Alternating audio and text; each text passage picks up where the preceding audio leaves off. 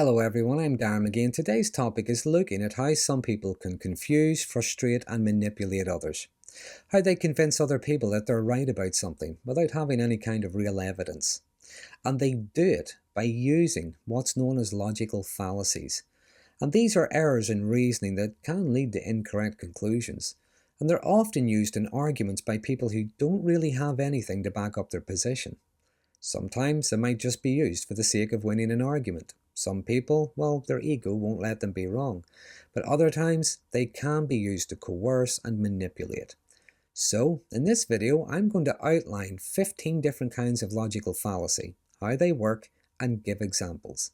As I often say, once you see it, you can't unsee it. But just to begin with, logical fallacies can be powerful tools for people who maybe want to troll others online, people who want to bully or manipulate. And they're powerful because they exploit cognitive biases, emotional responses, and they can lead to frustration, confusion, sometimes even compliance. And the use of the fallacies can be subtle. They're not always easy to spot, certainly not at first. In fact, the fallacies often rely on someone not being able to see their logical flaws. So recognizing and understanding these fallacies can help with not being misled by flawed reasoning. And the first one is the ad hominem fallacy. And this involves attacking the character, the motive, or some other attribute of someone who's making a point or giving an opinion. It's aimed at discrediting that person, usually with personal attacks rather than by having real counterpoints. Now, an example could be claiming that you shouldn't listen to someone because of how they look, where they come from, or even what kind of music they listen to.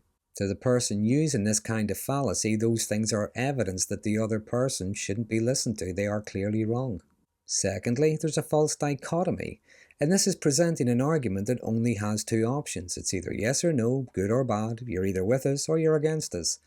And it's aimed at tying the hands of the person they're arguing against. It's not allowing for a third option, or it's not allowing any kind of room for context. Number 3 is an appeal to authority. And this is using or sometimes claiming that an authority figure's opinion on something is fact and cannot be argued with.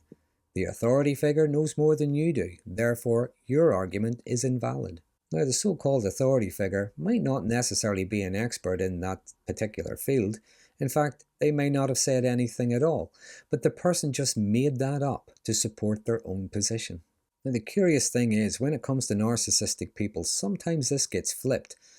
Usually you find with narcissistic people, they know more than the experts, but if they're using this kind of fallacy, just pay attention and notice, it's not necessarily that they're agreeing with the experts. They claim that the experts agree with them. Number 4 is a strawman fallacy.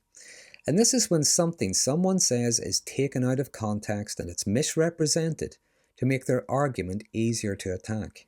For example, someone says, I like coffee, and the other person answers, so you're saying you hate people who drink tea. The straw man fallacy is aimed at having people defend or explain something they never said or meant in the first place. Fallacy number 5 is hasty generalizations, and this is drawing conclusions from little to no information, biased data, or anecdotal evidence. And for the person using this, well, their evidence can be really just based on whatever is in their head at that moment.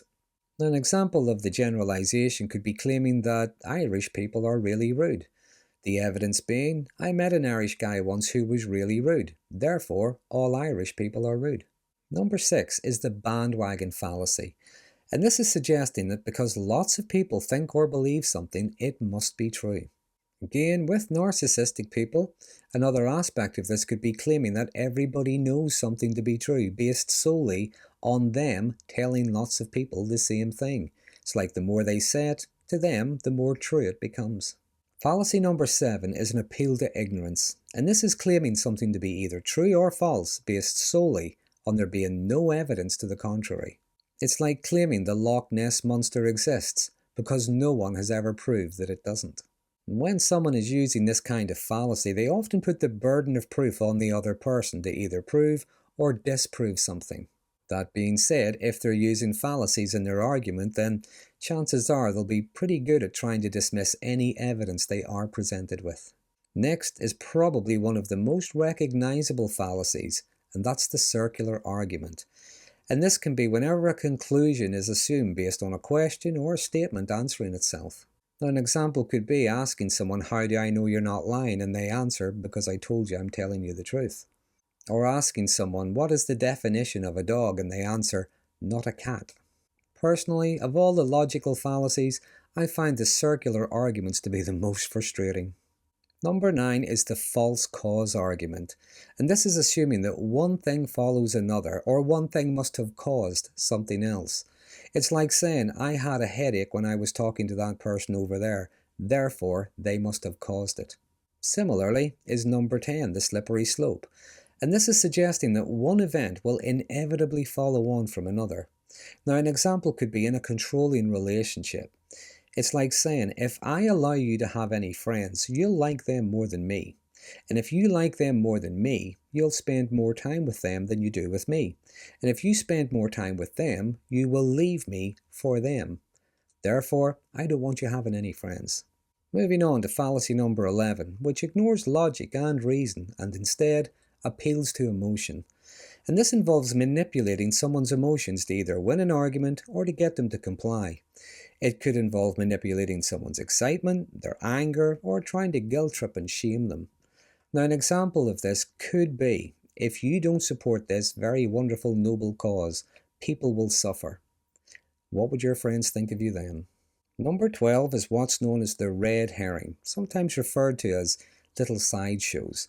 And this involves introducing irrelevant points, information, or questions into an argument to distract and divert attention away from the original issue. Now, an example of this could be asking someone, "Did you eat my sandwich?" and they answer you, "What about the time you ate cake?" In fact, I think a very common sign of the red herring being introduced is when someone answers with, "What about?" What about this? What about that?